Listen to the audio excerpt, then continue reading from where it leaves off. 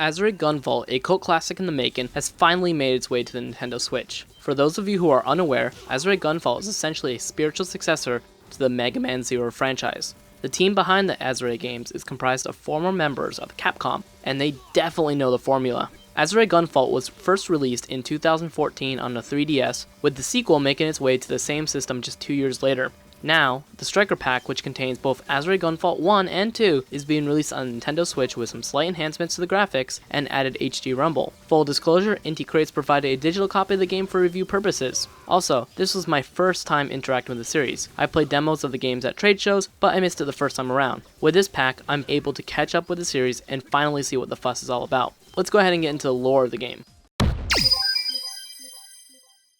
Azure Gunvolt centers around the story of Gunvolt, or as he's known by his friends, GV. In order to avoid confusion between Gunvolt the game and Gunvolt the character, I'm going to refer to the character as GV in this review. GV is an adept with electric-based septimal powers. Septimal powers are essentially superpowers, usually elemental-based. GV is initially working with a group called Quill. Quill is trying to expose the underside of the Sumeragi group, an international conglomerate that is using adepts to advance their own goals. However, after he rescues Jolie/Lumen, a powerful adept who can control other adepts with her singing, he decides to go freelance, but still help Quill from time to time. Lumen is the form that Julie takes when she cannot properly express herself, or when she uses her power. It's a little bit complicated. Several months pass, and GV and Jolie/Lumen are living in an apartment together and working on odd jobs. GV is working with Quill to take out some of the other adepts from the Sumeragi group. Several of the missions can be tackled in any order, just like the Mega Man franchise. In the first game, in order to get the true ending, players will need to find several jewels spread across all the levels. It's a little bit of a pain as the game doesn't tell you until you've already beaten the game, and the normal ending is quite bad. In order to avoid spoilers, I'll just leave it at that. The second Gunvolt game takes place sometime after the events of the first game. In Gunvolt 2, players can use either GV or Copen. Therefore, the story converges, but then comes together at the end. In order to see the true ending from the second game, players will need to beat both Copen and GV's story, and then complete the final mission again. In Gunvolt 2, a group of adepts calling themselves Eden have plans to wipe out humanity. In the first mission, GV rescues Mittel, who is quickly revealed to be Copen's sister. Eden has huge plans for Mittel and Jolie/Lumen, so it's up to the player to stop them. Both GV and Copen's story plays out in similar ways, and have some interesting parallels. For example, both GV and Copen have similar reactions to certain places and events. Overall, I enjoyed the story from Azure Gunvolt 1 and 2. One thing that's remained constant with both games is the dialogue from various characters. A lot of care went into localizing the game, and the characters are incredibly quirky and interesting. All of them have their own personality and motives, and overall, they are just very well written. Really, the story of Gunvolt games is great, and I found myself laughing several times. One of my personal favorite moments was the awkward rhyming that occurs on one of the stages when the boss is trying to kill the player. Let's go ahead and explore the gameplay now. The gameplay between Gunvolt 1 and 2 is pretty similar. For GV, you generally tag enemies with your gun, which will allow him to use his electric powers on them. GV has access to skills, which are unlocked by leveling up. Players can level up by defeating enemies and bosses. Gear can be created by using the materials that are gained after completing a level, or by completing challenges. Materials are then used to create equipment, which can slightly adjust how GV handles, and you can really suit GV to your needs. Personally, I'm a run and gun type of player, so I opted for equipment that increases my EP so I can shock enemies for a longer time without recharging. Players can also gain a second jump or an air dash through certain equipment. Throughout the level, you can collect kudos. Kudos are gained by shooting or defeating enemies. Defeating multiple enemies at the same time or while in the air will give you a slight bonus. Copen, on the other hand, has access to weapons inspired by the bosses he defeats, much like Mega Man. Copen can tag enemies by dashing into them. Copen took a little bit longer to get used to, but after that initial adjustment, he feels really fun to play. Copen's equipment has a different format and has less skills than GV. However, with the amount of weapons he has access to, he doesn't feel inferior to GV in any way. Both Gunvolt 1 and 2's levels follow the same format. Make it through the level and defeat the boss at the end. I felt that GV's levels in the second game were some of the best levels in the series. I really enjoyed each of their unique twists. Generally, each level has something that's completely its own. In one particular level, players will have to change the color of the light in order to bypass certain lasers. In another level, players will have to deal with icy landscapes. There's nothing that will wreck players' brains, but there's enough to prevent the levels from feeling stagnant. It's time to discuss the biggest issue that Gunvolt 1 and to a lesser degree, Gunvolt 2 has. Challenges. In the first Gunvolt game, players must manually select the challenges in order to attempt them before starting a mission. This adds yet another subscreen to go into, In the second game, Inti Creates fixed this and made it so players wouldn't have to manually select challenges between each level. However, there's still the issue of collecting rewards in Gunvolt 2. When collecting a reward, it will automatically scroll back up. This means players will have to scroll back down in order to collect the rewards.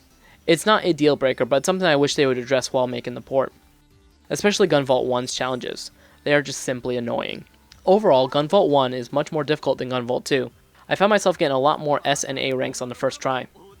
Maybe it's because I finally got used to the game by the time I started the second game, but I felt like Gunvolt 2 was streamlined in a lot of minor ways. Since I have the Shovel Knight amiibo, I was able to play that battle in Gunvolt 2. After learning the 2 attacks that Shovel Knight has, the battle is quite easy.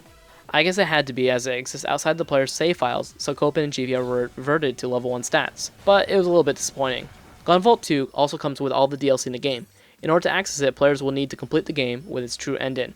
As far as I'm aware, there's no extra missions or challenges that weren't already offered in the original release. Now let's go ahead and talk about the presentation of the game. For a game like Gunvolt, where players need to be precise with their aiming and jumping, performance is vital. Overall, the game has enhanced graphics and plays wonderfully on the Switch. For Gunvolt 1, the loading screens are very short and the game runs very smoothly. I never noticed any frame drops during my over 20-hour play session. I felt like Gunvolt 2 has slightly longer loading screens. The longest I counted was about 10 seconds. But the game still runs very well. I played Gunvolt on the TV and in handheld mode for extensive periods of time and haven't noticed any difference in its performance. The music is a joy, and when players get 1000 kudos or more, Copen or GV will become slightly enhanced and a song will start playing in the background. I really enjoyed the full voice acting. As I mentioned before, the game is really a joy to go through, and having the full voice acting really adds to that immersion. One very minor gripe that I have with Striker Pack is that it's impossible to switch between the two games. If you start either of the Gunvolt games, you will need to fully exile the software if you'd like to play the other. For most players, this probably won't be an issue. I only discovered it when I finished the first game, and when I was checking things for this review. The way that the language options are written is also inconsistent. For the first game, it says English/Japanese voices or Japanese. When it came time for the second game, I felt like I needed to decide between the English text with unfamiliar English voices or Japanese text with familiar Japanese voices. In the end, I decided on English, but was delayed to find that the voices were still in Japanese. It's weird that this option for this is a little bit inconsistent. There also were some loading screens in Gunvolt 2 which were written in Japanese. I'm not sure if they were never translated or if this was an error. Oh, and the language option can only be selected before a game is selected. So that means if you load a game, you cannot change its language until you exit out of the software. In summary, I'd like to say this to Inti Creates. Work on the menus. The impact to the actual gameplay is very minimal, but it could really enhance the presentation of the game. As I mentioned before, the second game definitely has some improvements over the first one. It's really a shame that Inti Creates didn't go back and make those improvements in the first game. For example, players can turn off the dialogue in the missions in the second game. This is useful as it will take players multiple playthroughs to complete all the challenges from a level.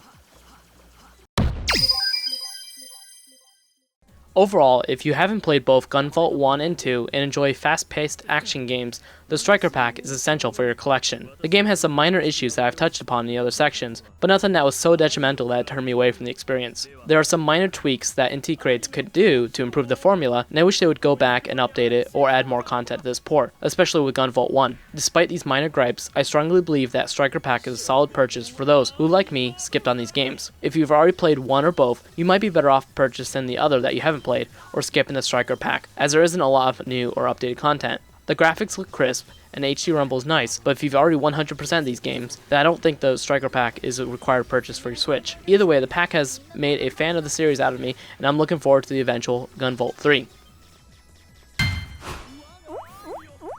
I give Azure Striker Gunvolt Striker Pack a 4.5 out of 5.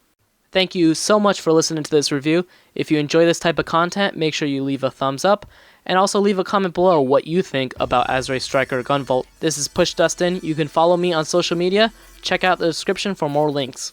Thank you guys, and I hope to see you soon.